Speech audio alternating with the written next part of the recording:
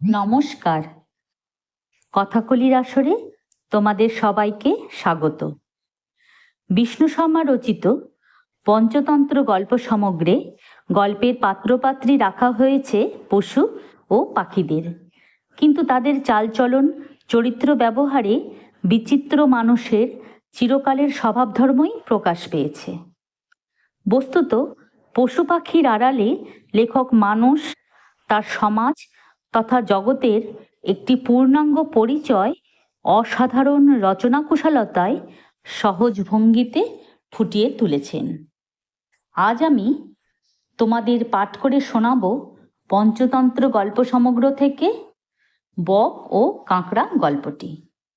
মস্ত এক সরোবর, সেখানে বাস করত ছোট বড় নানা জাতের মাছ আর জলচর প্রাণীরা।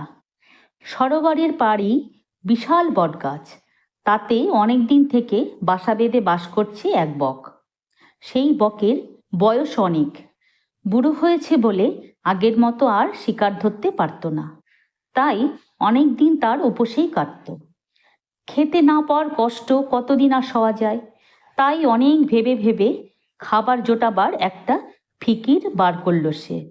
একদিন সরোবরের তীরে নেমে জলের দিকে তাকিয়ে সেই বক ঝরঝর করে চোখের জল ফেলতে লাগলো, যেন দুঃখে তার বুক ফেটে যাচ্ছে। বুড়ো বককে ওভাবে কাঁদতে দেখে এক কাঁকড়ার খুব মায়া হলো। সে তার সঙ্গী সাথীদের নিয়ে এসে বককে জিজ্ঞেস করলো, হলো কি তোমার মামা? খাওয়া দাওয়ার কথা ভুলে কেবল যে কেঁদে বুক ভাসাচ্ছ। কাঁকড়ার কথায় বকের বুকে দুঃখ যেন উথলে উঠল। ডুকরে কেঁদে উঠে সে বলল, খাওয়া দাওয়ায় আর রুচি নেই ভাগ্নে, দুঃখে আমার বুক ভেঙে যাচ্ছে। কাঁকড়া বলল, সে তো দেখতেই পাচ্ছি, কিন্তু হয়েছেটা কি বলবে তো? বক বলল, বড় সর্বনাশের কথা আর কি বলবো ভাগ্নে। এই সরোবরের ধারে সেই ছেলে বয়স থেকে তোদের বাপ ঠাকুরদার সঙ্গে রয়েছি, তোদেরও হতে দেখলাম। ও হো হো। ডুকরে উঠে একটুক্ষণ চুপ করে থেকে বক আবার বলতে লাগলো, কাল এক জায়গায় শুনে এলাম 12 বছর ধরে খরা শুরু হবে।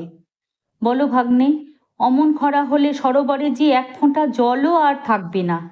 চোখের সামনে তোদের সকলকে ছটপট করে মরতে দেখব, এ দৃশ্য আমি আর সইব কি করে?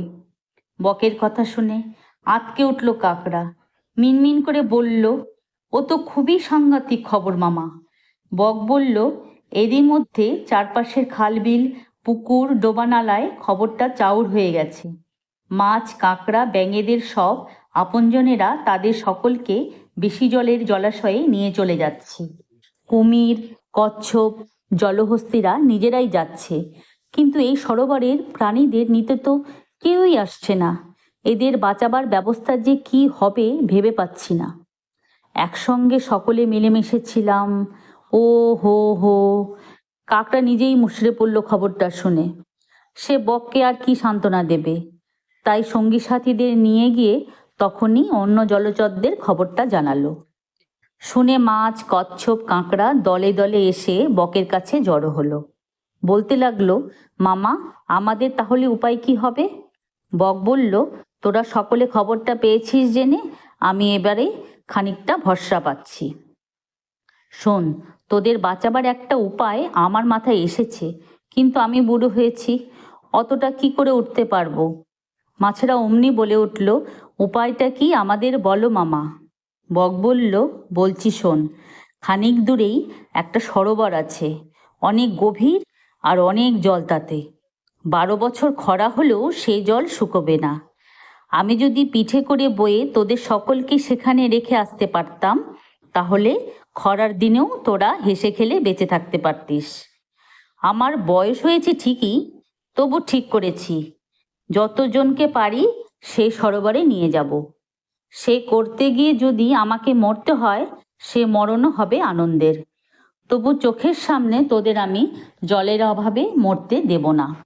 বকের কথা কারোরই অবিশ্বাস হলো না। মাছেরা জলচরদের মধ্যে সবচেয়ে দুর্বল প্রাণী, তাই বাঁচার ইচ্ছাটাও তাদেরই বেশি। তারা কাকুতি মিনতি করে বককে বলতে লাগলো, মামা, এই বিপদের দিনে তুমি ছাড়া আর কেউ আমাদের বাঁচাতে পারবে না, যে করে হোক আমাদের সেই সরোবরে নিয়ে চলো। বক তো এই কথাটাই সকলের মুখ থেকে শুনতে চাইছিল, তাই সহজেই রাজি হয়ে গেল। আর পরদিন থেকেই শুরু করে দিল কাজ।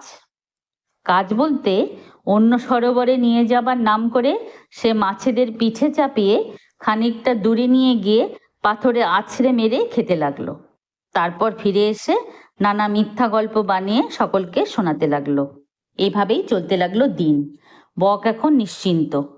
অনেক দিন পর তার খাবারের অভাব ঘুচেছে। খেয়ে দিয়ে তার দিন দিব্যি ফুর্তিতে কাটতে লাগলো। সরোবরের প্রাণীরা বকের চালাকি কিছুই বুঝতে পারল না। এরই মধ্যে সেই কাঁকড়া একদিন এসে দুঃখ করে বলল, মামা, তোমার সঙ্গে আমারই প্রথম কথাবার্তা হলো, অথচ তুমি কেবল মাছেদেরই নিয়ে যাচ্ছ, আমার কথা ভুলেও মনে করছো না। আজ আমায় অন্য সরোবরে নিয়ে যেতে হবে। এক নাগাড়ে কদিন ধরে মাছ খেয়ে চলেছে বক।